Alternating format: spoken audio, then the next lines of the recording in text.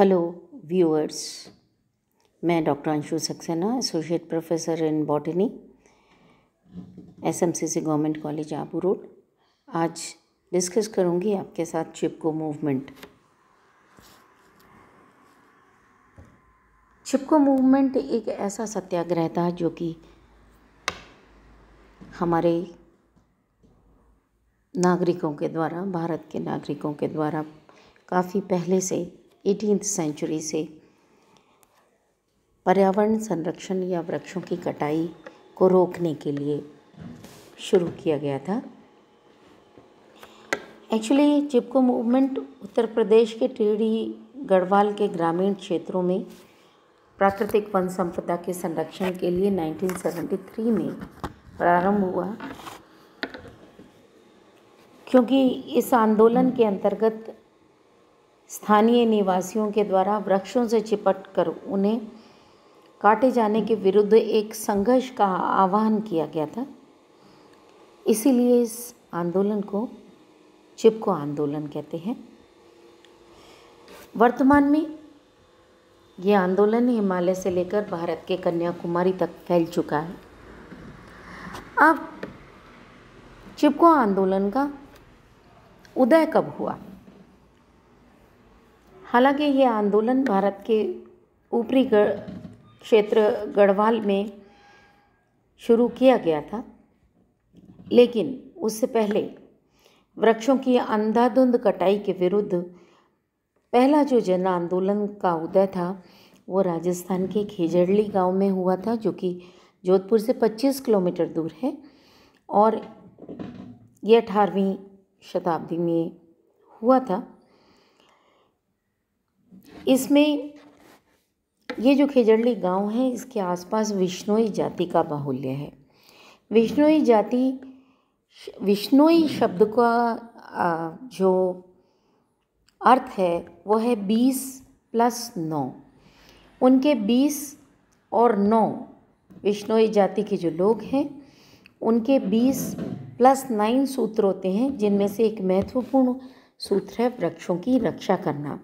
Actually ये जो खेजड़ली गांव है वो एक रेगिस्तानी इलाका है, जहाँ पर सिवाय खेजड़ी के वृक्ष के, प्रोसोपिस सिंड्रेरिया के वृक्ष के अलावा और कोई भी पौधा, थोड़ा बहुत कैलोट्रोपिस मिलेगा या थोड़ा बहुत और ग्रासेस मिलेंगी, ऐसी ग्रासेस जो कि थोड़ी झाड़ी टाइप हो वो मिलेंगी, अन्यथा कोई भी पौधा वहाँ पे नहीं होता।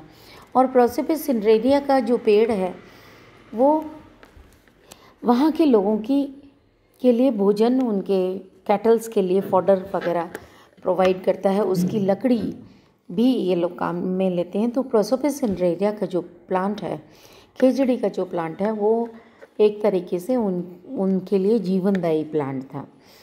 तो एक बार ये हुआ कि जलाने की लकड़ी के लिए वहाँ के जो राजा थे, महाराजा थे, उन्होंने आदेश दिया कि खेजड़ली गांव में जा कर के आप लकड़ी को काट के लेके आ जाओ।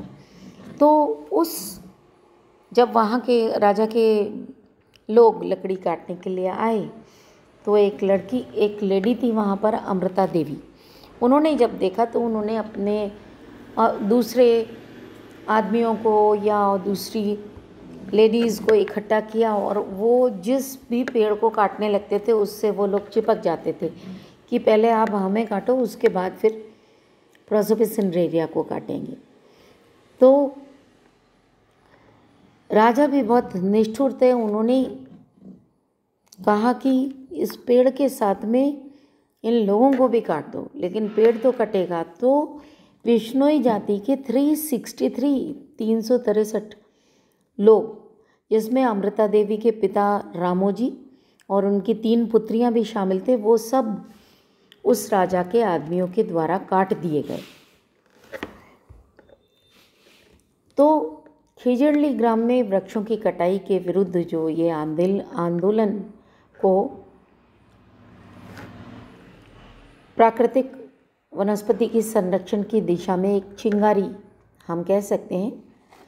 और वर्तमान राज्य सरकार ने खेजड़ी वृक्ष को एक स्टेट ट्री घोषित किया और विश्नोइयों के बलिदान को सार्थकता प्रदान की। अब हम आते हैं हिमालय के, ये तो इसकी हिस्ट्री थी जिसका कि जहाँ से ये प्रादुर्भाव हुआ चिपको मूवमेंट का।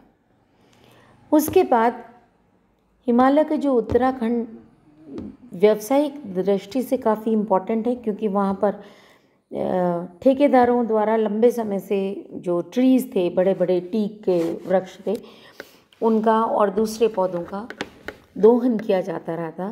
तो उसके फलस्वरूप जो प्राकृतिक आपदाएं हैं, बाढ़ है, भूस्खलन है, मृदा अपरदन, सॉइल इरोजन, सूखे, अकाल जैसी भयंकर स्थितियां उभरने लग गई। सन 1970 में अलकनंदा नदी की जो विनाशकारी बाढ़ थी उसने हिमालय की अलकनंदा घाटी में बहुत तबाही मचा दी थी। तब पहली बार जो स्थानीय निवासी थे उन्होंने उनके अंदर पर्यावरण संरक्षण के प्रति संवेदना जागृत हुई और वो जो चेतना जगी, उसके बाद उन्होंने व्यवसाय के लिए वनों का काटना और जो ठेकेदारी प्रथा थी उसका विरोध करना शुरू कर दिया। वनों की कटाई के विरोध करने के लिए स्वयंसेवी संगठन थे, उनका गठन किया गया और 1973 में पहला संगठित आंदोलन चमोली गढ़वाल क्षेत्र की महिला गौरा देवी के नेतृत्व में शुरू हुआ। गौरा देवी के अलावा कुछ और महिलाएं और पुरुष इस आंदोलन में, उनके नामों को भी रेखांकित किया जा सकता है। सुरक्षा देवी, सुदेशा देवी, बचनी देवी, चंडी प्रसाद भट्ट, विरुष्का देवी और सुंदरलाल बहुगुणा। इन लोगों ने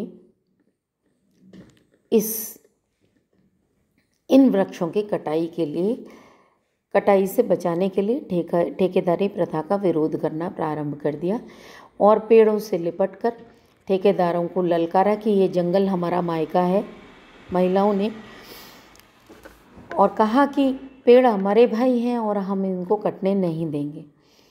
तो अंततः सरकार को 1200 वर्ग किलोमीटर के क्षेत्र को संवेदनशील क्षेत्र घोषित करते हुए 10 वर्षों तक वृक्षों को काटने पर रोक लगानी पड़ी।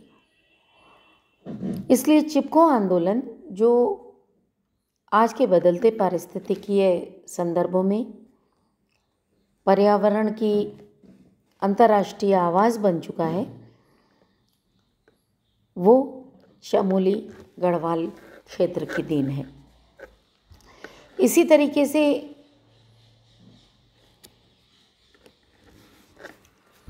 वर्तमान में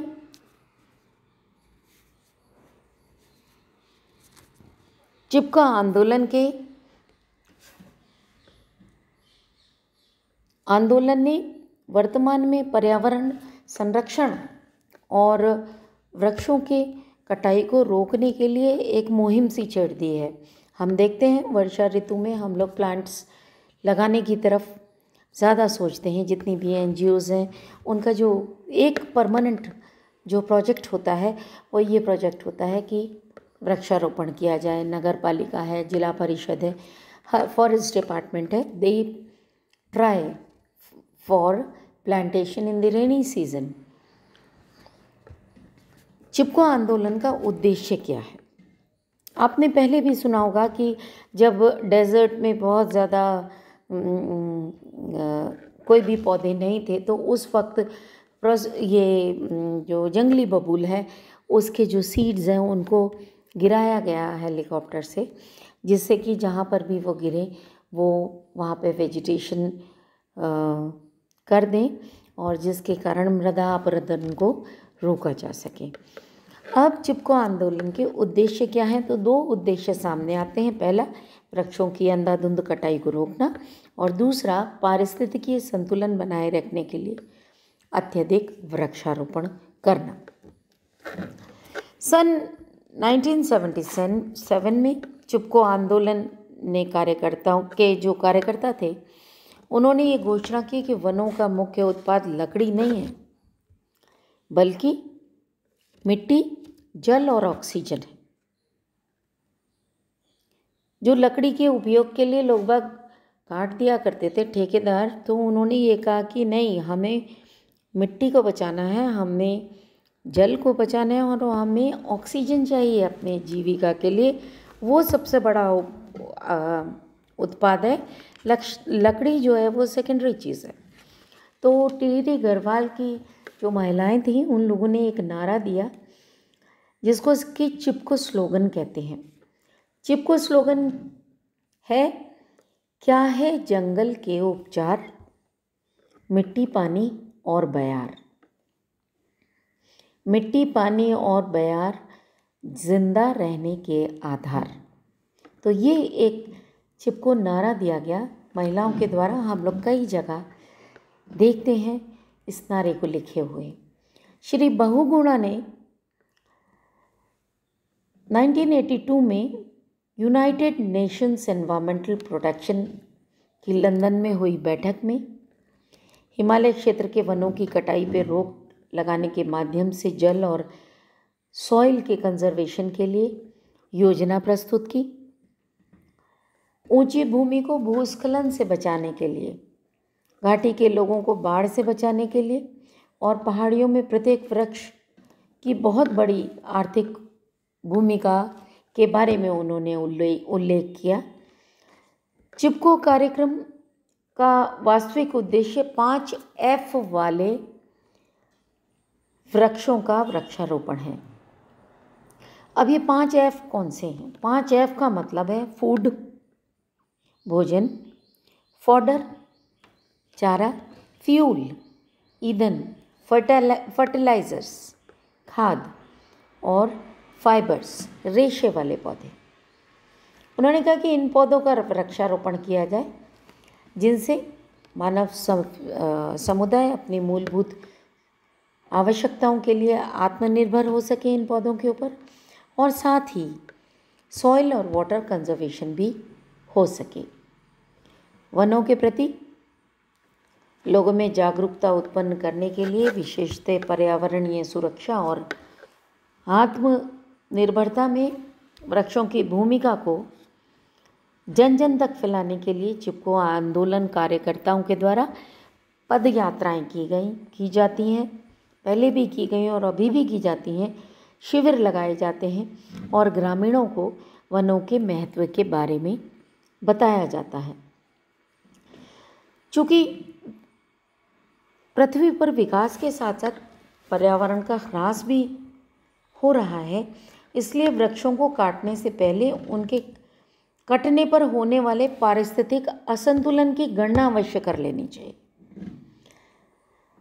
और वनों के जो पास रहने वाले आदिवासी लोग होते हैं उनको विकास के कार्यक्रमों के साथ में जोड़ा जाना चाहिए, क्योंकि वनवासी लोग शुरू से ही प्रकृति से संतुलन बनाए रखने में माहिर रह चुके हैं। ग्रामीण विकास के लिए चिपको आंदोलन के जो मुख्य उद्देश्य हैं वो हैं, पहला उद्देश्य क्या है कि व्यावसायिक महत्व वाले वृक्षों की तुलना में पर्यावरणीय महत्व वाले वृक्षों को अधिक रोपण किया जाना चाहिए।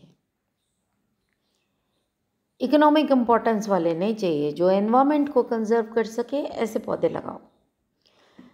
सोशल फॉरेस्ट्री और एग्रीकल्चर फॉरेस्ट्री का विकास किया जाना चाहिए।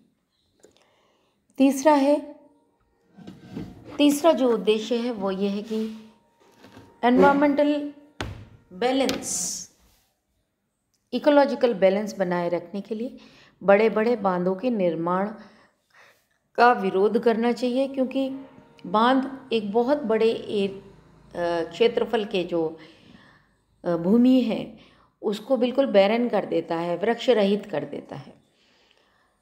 आर्थिक विकास के लिए फलदार वृक्षों को उगाया जाना चाहिए। तो चिपको आंदोलन हिमालय के विभिन्न भागों से देश के कोने कोने में फैल गया। कर्नाटक की पहाड़ी जिले, मध्य प्रदेश के पहाड़ियों में, राजस्थान की अरावली पर्वत श्रृंखला में चिपको आंदोलन का काफ़ी ज़्यादा प्रभाव रहा है।